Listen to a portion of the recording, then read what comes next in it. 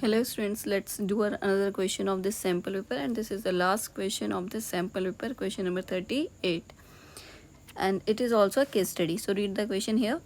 Metallic silos are used by farmers for storing grains. यहाँ पे कह रहा है कि ग्रेन्स को स्टोर करने के लिए जो फार्मर्स हैं वो क्या यूज़ करते हैं, सिलोज यूज़ करते हैं. नेक्स्ट आगे जो दे रखा है वो हमें क्या दे रखा है, farmer Girdhar has decided to build a new metallic silo to store his harvested grains. मतलब इसके अंदर वो क्या करते हैं, अपने ग्रेन्स को स्टोर करते हैं. It is in the shape of a cylinder mounted by a cone. यहाँ से हमारा मेन क्वेश्चन स्टार्ट होता है. ये कह रहा है कि जो इसकी शेप है जिसके अंदर ये स्टोर करते हैं अपने ग्रेन्स वगैरह, क्या शेप दे रखी है, सिलेंडर शेप है यहाँ पे. तो जैसे ये हमारा क्या है यहाँ पे सिलेंड्रिकल शेप है, बट इसके ऊपर कुछ बोला हुआ है, mounted by a cone. Mounted bye क्या दे रखा है, ये यहाँ पे क्या दे रखी है इसकी, कोन. ये ऐसे करके, ठीक है. ये कंटेनर्स है जिनके अंदर वो क्या करते हैं, अपना ग्रेन वगैरह स्टोर करते हैं इसके अंदर, ठीक है. अब इसकी डायमेंशंस गिवन है तो मैं डायमेंशंस यहीं लिख देती हूँ, क्वेश्चन में हमने नहीं लिखी है. रेडियस दे रखी है दोनों की, कोन की भी सिलेंडर की भी. कितनी गिवन है, 1.5 गिवन है यहाँ पे. यहाँ लिख देते हैं जो रेडियस है वो कितनी, 1.5. मैं बात करूँ अगर हाइट की, तो हाइट ना दोनों की गिवन है अलग अलग. जो दोनों हाइट से, दैट मीन्स कोन की भी और सिलेंडर की भी. जो कोन की हाइट है वो आपकी गिवन है 2 मीटर. हाइट और स्लांट हाइट में डिफरेंस क्लियर होना चाहिए. ये स्ट्रेट वाली जो लाइन है हाइट है, और जो स्लांट हाइट है ये एल होती है, ठीक है. फिलहाल अभी हमें हाइट गिवन है, एल नहीं गिवन है. ये जो मैंने लिखी है ये क्या है, एच गिवन है आपको. नेक्स्ट अगर हम बात करें सिलेंड्रिकल पार्ट की जो हाइट है वो ये कितनी गिवन है, 7 metre. Is this clear now. और ये जो रेडियस है वो भी कितनी, 1.5. Next we have to find here in the on the basis of this information we have to find the slant height. सबसे पहले वो कह रहा है कि आपको इसमें स्लांट हाइट फाइंड करनी है. स्लांट हाइट को हम किससे डिनोट करते हैं, एल से. एल फाइंड करने के लिए क्या करते हैं हम, √r² प्लस h², यही करते हैं. तो जो रेडियस है वो तो आपको पहले से गिवन है, 1.5 का स्क्वायर प्लस, अब ये जो h है वो किसकी लोगे, कोन की लोगे ना आप, क्योंकि स्लांट हाइट जब कोन की है तो हाइट भी कोन की ही लेना, सिलेंडर की मत ले लेना. तो यहाँ पे कितनी दे रखी है, 2, ठीक है. अब 15 का आपको स्क्वायर पता है कितना होता है, देखो 225. जब आप 1.5 को 1.5 से इंटू करोगे तो यहाँ पे 1 डिजिट पहले डेसिमल है यहाँ पे, तो ये भी क्या हो जाएगा, 2 डिजिट पहले डेसिमल आ जाएगा. नेक्स्ट हमें क्या दे रखा है, 2 का स्क्वायर क्या हो जाएगा, 4. तो ये कितना बन गया हमारा कंप्लीट, 6.25. अब 625 तो मुझे पता है 25 का स्क्वायर रूट होता है, तो यहाँ पे क्या हो जाएगा, 1 डिजिट पहले डेसिमल लग जाएगा. तो ये क्या आ गया हमारे पास, L. Is this clear now. This is your first part. Next move forward on another part 2. So read question. Find the curve surface area of the conical part of one silo. आपको कह रहे हैं second part के अंदर कि हमें जो find करना है वो क्या करना है, कर्व सरफेस एरिया फाइंड करना है. कर्व सरफेस एरिया क्या होता है, पाई आर एल. कौन का बोला है ना उसने, तो लिख देते हैं यहाँ पे कर्व सरफेस एरिया ऑफ कौन. तो ये क्या हो जाएगा, पाई आर एल. कोई वैल्यू गिवन है, नहीं गिवन पाई की, तो हम क्या सब्स्टिट्यूट करेंगे, 22/7. रेडियस कितनी है कौन की, 1.5. एल अभी हमने फाइंड करा है कितना, 2.5. कर लोगे सॉल्व, डेसिमल हटा के यहाँ पे 10 आ जाएगा. यहाँ पे कुछ कैंसिलेशन तो ऐसा हो नहीं रही है, तो हम डायरेक्ट मल्टीप्लाई कर लेते हैं यहाँ पे 22, 15 और साथ में क्या है 25. जब मैं इन सबको इंटू करती हूँ तो आता है 8250, और नीचे क्या है 7220. एक 0 से एक 0 कैंसिल आउट हो जाएगी, तो ये जो भी बचेगा इसको क्या कर देंगे हम यहाँ पे डिवाइड.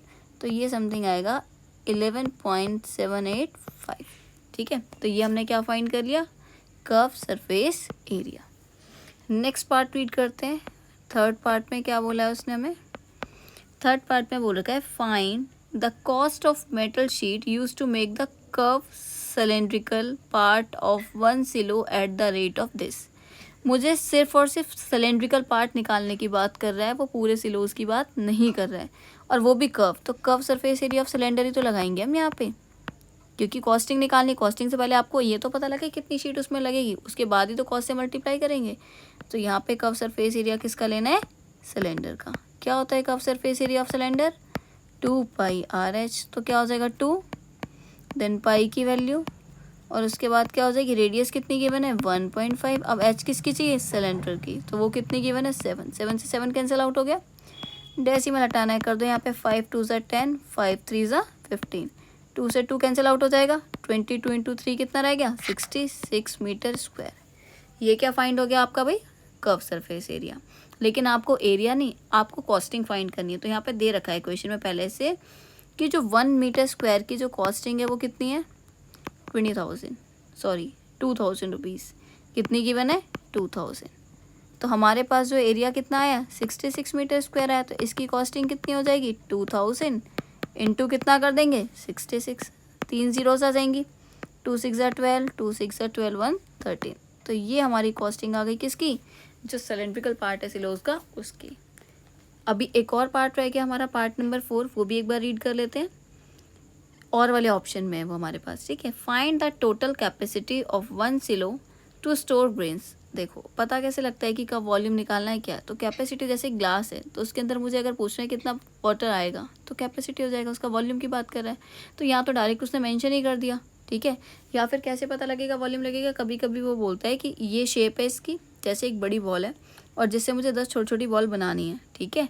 तो जितना वॉल्यूम बड़ी बॉल का होगा उतना ही किसका होगा, 10 बॉल्स का होगा। तो उस टाइम पे भी हम क्या करते हैं, वॉल्यूम। तो अभी तो फिलहाल हमें इस पार्ट में डायरेक्टली दे रखा है कि हमें क्या फाइंड करना है, वॉल्यूम।